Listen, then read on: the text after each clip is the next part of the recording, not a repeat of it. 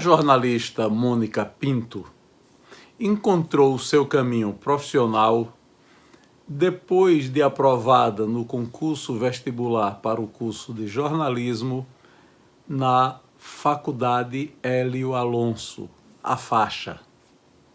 Foi na Faixa que Mônica descobriu os segredos do ofício de ser jornalista, entrou em contato com professores que ensinaram os caminhos da mídia televisiva, da mídia radiofônica, da mídia impresso, da produção, da editoração, da redação, da edição, enfim, que lhe deram os fundamentos para que, uma vez concluído o curso, Mônica pudesse exercer a profissão na qual se projetou.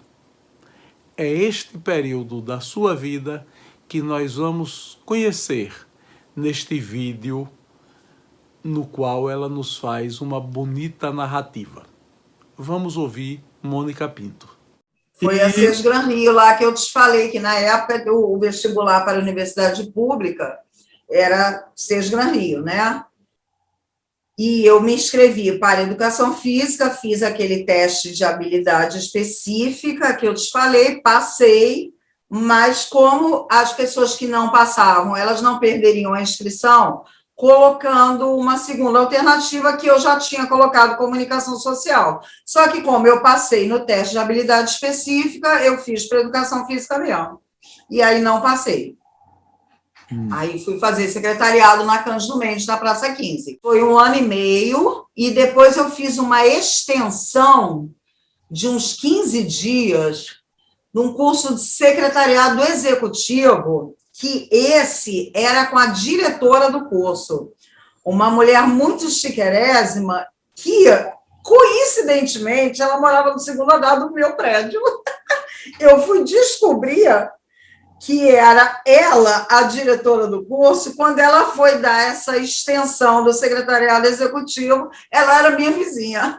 No secretariado tinha a Sônia, que foi a que eu dizia que era a tarada do português, que ela me ensinou demais. Eu já era boa de português, mas eu fiquei muito afiada. Como é que eu vou dizer? Em saber, por exemplo, o que é um adjunto adverbial, o que é um adjunto adverbial de modo, de tempo, sabe? Esse tipo de coisa que a gente acaba usando corretamente. Quem lê muito usa corretamente, mas eu passei a saber esses nomes. E aí, quer dizer, eu já sabia, porque eu era muito afiada em português já desde a escola, mas ela me ajudou muito no vestibular, né? Que eu fui o segundo maior ponto do vestibular, porque eu gabaritei a prova de português.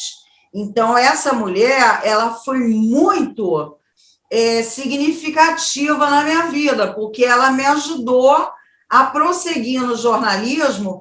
E agora, eu não lembro o nome da professora de taquigrafia que eu tive nos 3 semestres, que foi uma coisa que me ajudou também demais no jornalismo, porque eu pego entrevista com taquigrafia. Hoje você tem muita facilidade para gravar, você está ali com o celular, mas antigamente não era assim. E às vezes você pegava alguma coisa que, você, assim, de chofre, que você não tinha nem um gravador, e eu conseguia pegar tudo, porque eu tinha aquela prática da taquigrafia. Eu fiz várias entrevistas em que circunstancialmente aconteceu de eu não estar com gravador, alguma coisa repentina que não estava agendada, e que eu peguei tudo com taquigrafia. E depois eu sei ler aquilo direitinho, porque eu tenho a prática, né? Agora nem tanto, porque eu já nem tenho tanto mais, mas até hoje eu anoto, por exemplo, eu tenho papel com todas as minhas senhas, porque tem muita senha de muita coisa, né? Só que são todas em taquigrafia. Quer dizer, precisa ser alguém que entenda muito para poder saber minhas senhas que estão escritas na parede. Só que, né, para ler aquilo não é qualquer um. E teve também a professora de datilografia, mas eu também não me lembro o nome dela. porque nesse curso de secretariado, eu não sei se foi a idade, eu já não fiz tantas amizades assim. Eu colei com uma menina, Márcia, que, por sinal, era a melhor amiga de uma amiga minha lá do Sírio Libanês.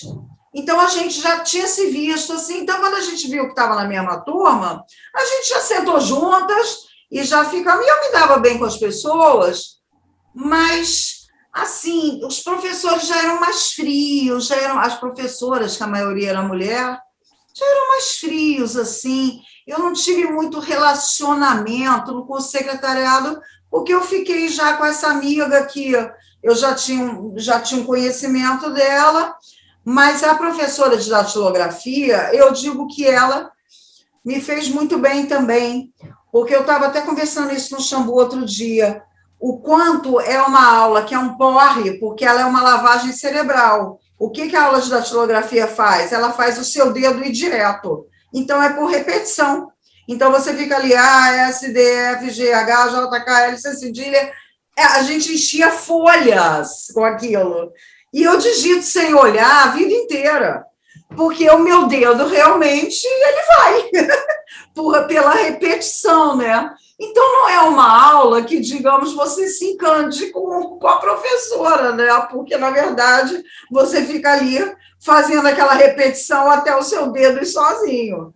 E, agora, a Sônia, de português, eu nunca esqueci, porque eu tive os 3 semestres com ela, e eu tinha um caderno dessa grossura, das coisas dela, de regra, de não sei o quê. Eu sei usar crase, eu sei usar aposto, sabe? Todas essas coisas que, né, às vezes as pessoas, mesmo quem lê muito, se perde um pouco, pode se perder. Eu tive, além de uma ótima formação de português na escola, eu tive a tarada no português, que foi a professora Sônia, durante 1 ano e meio. Não foi por acaso que eu gabaritei a prova de português no vestibular. Eu não sabia o que eu ia fazer da vida, porque eu não tinha passado no vestibular. A essa altura, eu já tinha meio visto que a educação física era meio encantamento, que é aquela coisa de, eu gosto de esporte, gosto de fazer ginástica, como se dizia, né? Gosto de fazer ginástica, então vou fazer educação física, mas a lógica não é essa, e eu já tinha percebido isso a essa altura.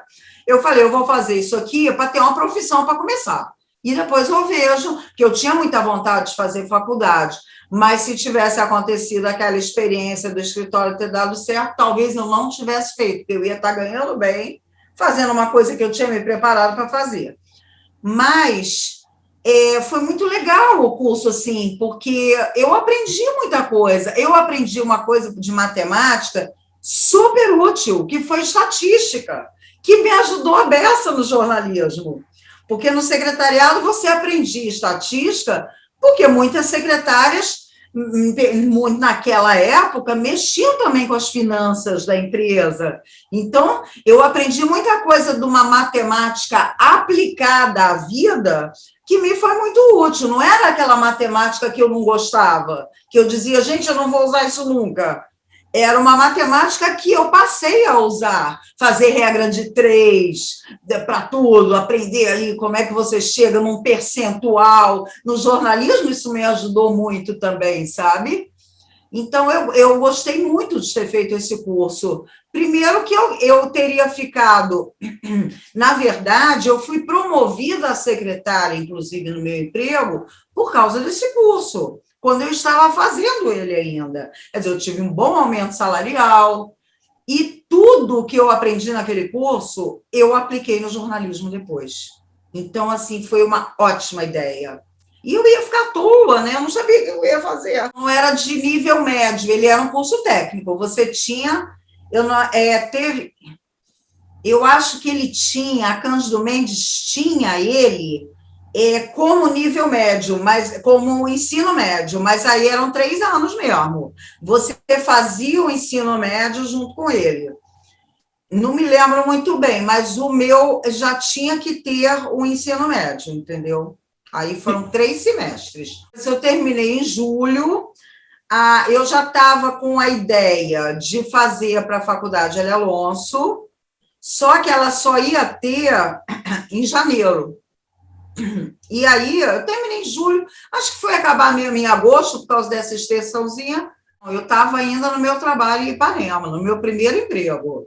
Eu estava trabalhando, eu fiquei só trabalhando. Porque até eu estava no meu trabalho, quando eu entrei para a faculdade, eu ainda estava nesse trabalho que eu fiquei 4 anos e pouco.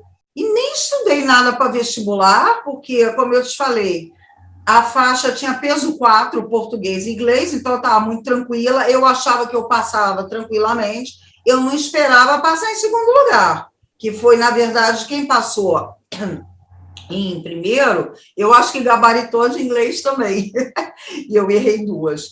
Mas eu sabia que eu passava, então eu fiquei trabalhando e só.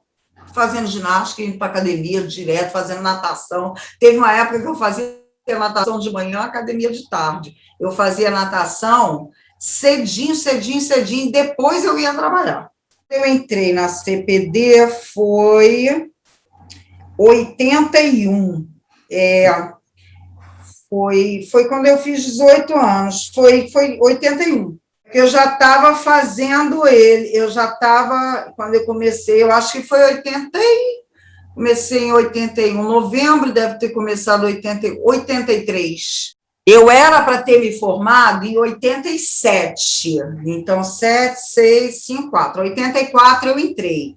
Só que eu acabei me formando em 89, por aquela história que eu te contei, que eu interrompi, eu fui para Aracaju e depois voltei para terminar. Isso em 84. Ave Maria, feliz demais. Eu amei minha faculdade, amei, amei, amei. Eu te falei, né, que a faixa era um lugar livre, era um lugar de liberdade de pensamento, de liberdade de expressão, como eu penso que deve ser uma faculdade de jornalismo. Uma faculdade de jornalismo não pode formar gente com pensamento estreito, gente dada ao obscurantismo, entendeu? Tem que ser gente dada ao iluminismo, penso eu. E aí, a minha faculdade era tudo isso. Eu ia de noite. Eu me lembro que eu me vestia muitas vezes ouvindo Dire Straits. Eu não sei porquê. Eu tinha um pouco esse ritual de me arrumar para a faculdade ouvindo música, e eu sempre ouvia Dire Straits. E aí eu dava aquela caminhadinha para a escola, muito perto da minha casa, para a faculdade, muito perto da minha casa. E quando eu entrava naquele pátio, eu era a pessoa mais feliz do mundo, porque eu tive professores extraordinários. A faixa, a Elia Alonso, ela tinha fama de boate. Lembra quando chamavam a faculdade de boate? Eu não sei, mas não era, não. Ela era uma faculdade de excelente reputação, por causa dos professores. Ela tinha essa fama de boate por causa das maluquices que aconteciam lá, entendeu? Faixa. Era Faculdades Hélio Alonso. Faculdade Hélio Alonso. É que quem estuda lá, quem estudou lá, acostuma realmente a chamar de faixa, porque é como eles se auto-chamam, comunicação e turismo. Aí eu gostava demais de sociologia, filosofia e antropologia. A aula de antropologia, Jorge, era um negócio engraçadíssimo, porque era a Valderez, era uma senhora, já naquela época ela era uma senhora. Ela saiu da faculdade Hélio Alonso, e outro dia ela tinha uns 80 e tal. E essa mulher entrava dentro da sala de aula e começava a falar, e se você virasse a cara assim para o lado para conversar, tu já se perdia. Porque ela ia. No primeiro, eu fiz 2 períodos de antropologia. No primeiro período, ela reprovou metade da turma. Eu passei com, acho que 9. No segundo período, ela reprovou metade da turma, e eu passei com 9,5. Mas eu entrava, olhava para a cara dela e nunca mais tirava o olho dela. E eu lia os textos dela com muito interesse, os textos que ela recomendava. Aí eu fui ler Lévi-Strauss, tinha um texto que eu nunca esqueci, chamado A Sociedade contra o Estado, que eu acho assim, ele fantástico. Eu vou até achar, você deve conhecer, talvez, esse texto, que ele é muito famoso. O negócio do panoptismo, eu achei o panoptismo incrível, sabe? Então, eu bebia a aula dela, assim, de ficar ali realmente mesmerizada, e os outros que se ferravam, que metade da turma que ela reprovou 2 vezes, enquanto eu estava passando muito bem, não era porque eram pessoas burras, não, ou ignorantes, não era isso. É porque realmente, se você não prestasse atenção, você perdia o fio da meada ali e estava muito ferrado. Mas eu prestava porque eu gostava. E aí eu tive a sociologia, que eu também gostava muito. Sociologia, inclusive, foi com aquele um professor Drauzio, que foi super famoso, agora eu não lembro o sobrenome dele, ele se tornou um cara bem famoso. Eu gostava de ter filosofia, gostava demais, que era o professor José Guilherme. Esse José Guilherme, ele me deu depois aula de teoria da significação. E eu adorei, porque eu gostava, eu tinha amado as aulas de filosofia dele.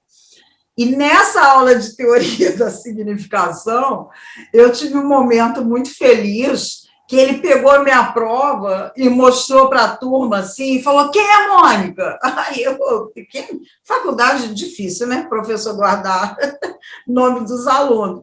Ele: quem é a Mônica? Ele falou meu nome todo. Aí, não, aliás, só tinha eu de Mônica na turma. Aí ele fez: essa mulher me apontou assim e falou: essa mulher entendeu tudo que eu falei. Eu fiquei tão feliz, sabe? Eu sempre gostei, assim, de ser a boa aluna, de ser a queridinha dos professores, sabe? Eu sempre tive essa coisa. E eu me dei muito bem na faculdade, porque eu estava ali porque eu queria. E eu estava ali aprendendo coisas que eu sabia que iam me servir. E a faixa era divertidíssima, a faixa era ótima. Eu tinha amigo pra caramba. A gente saía da faixa e ia ali para a Rua Farane, que era uma rua com um monte de bar, e a gente tomava umas e ria demais. E a gente foi junto, por exemplo, eu fui com vários amigos da faculdade para o comício das diretas na Cinelândia, que tinha 3 milhões de pessoas. Eu estava ali, entendeu? Gritando lá, direta já. Então, eu tive o nosso representante de turma, Vanderlei Damasio, o nome dele, ele trabalha na National Geographic, eu acho o máximo, porque ele viaja para caramba, ele está sempre em lugar legal. Ele ganhou o apelido de Tancredo. A gente só chama ele de Tancredo até hoje, porque eu ainda falo com vários amigos da faculdade, inclusive com ele. E ele foi na época que o Tancredo virou presidente, teve a eleição lá do colégio eleitoral, estava tendo aquilo, e estava tendo a eleição de representante de turma da minha turma. E aí ele fez um discurso bacana, assim, de todos nós juntos, conseguindo as coisas, não sei o quê. E aí, quando ele terminou, todo mundo: Tancredo, Tancredo, porque todos queríamos o Tancredo. E todo mundo: Tancredo, Tancredo, pronto, o homem virou Tancredo. De Vanderlei para Tancredo não faz muita diferença, porque são 2 nomes assim, né, mais tradicionais, antigos. E ele é Tancredo até hoje. Olha, o que a gente teve, por exemplo, de fotografia, que eu acho que foi a coisa mais técnica mesmo, não foi tão aprofundado. Então, assim, para mim não foi difícil, embora eu vou te falar que eu esqueci tudo. Eu aprendi o suficiente para ser aprovada, porque eu não tinha realmente vontade de enveredar pela fotografia. Eu tinha uma câmera Olympus, que era bem amadorinha, assim, era muito boa, mas era bem amadorinha, que eu fazia minhas fotos de viagem, tal, que eu sabia mexer nela ali, para mim estava bom. A essa altura, na faculdade de jornalismo, a minha ideia era fazer TV. E assim, eu me dei muito bem na TV. Inclusive, foi outra coisa que eu me lembro de uma professora me elogiando, porque alguns colegas tinham uma certa dificuldade em entender que uma imagem estaria sendo mostrada enquanto você estava falando.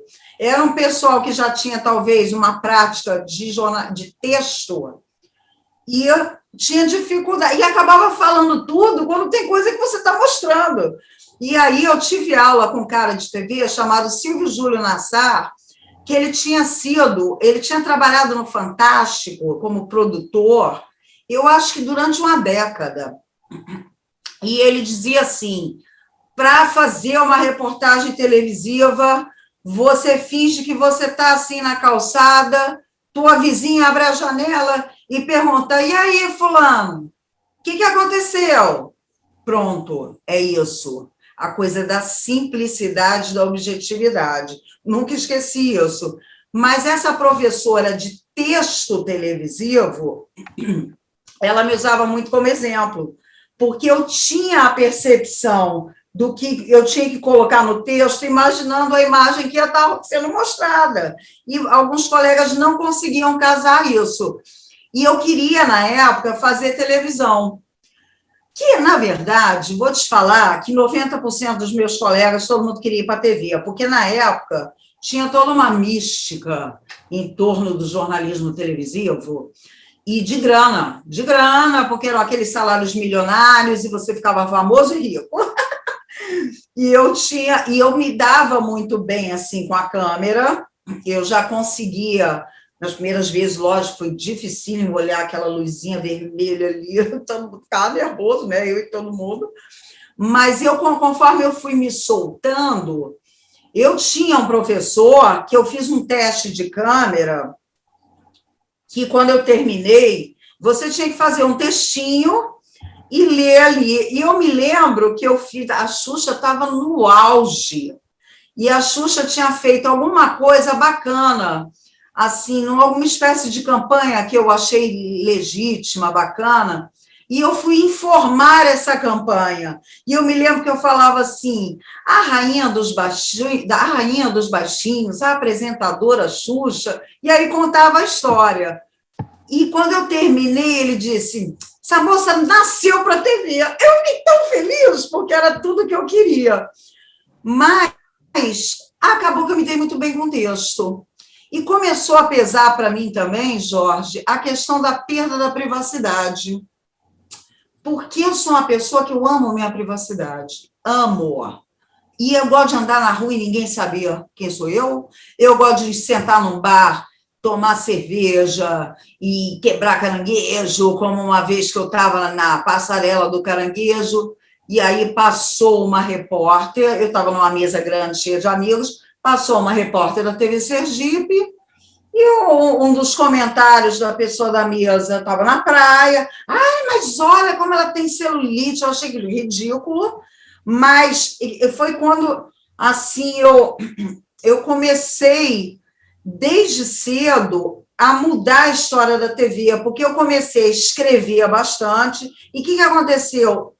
Acho que no meu primeiro período, foi no primeiro ou no segundo período da faculdade, eu tenho um grande amigo lá do Círio, que é meu amigo até hoje, que ele era voluntário na Associação dos Moradores e Amigos de Botafogo. E eles tinham um jornalzinho.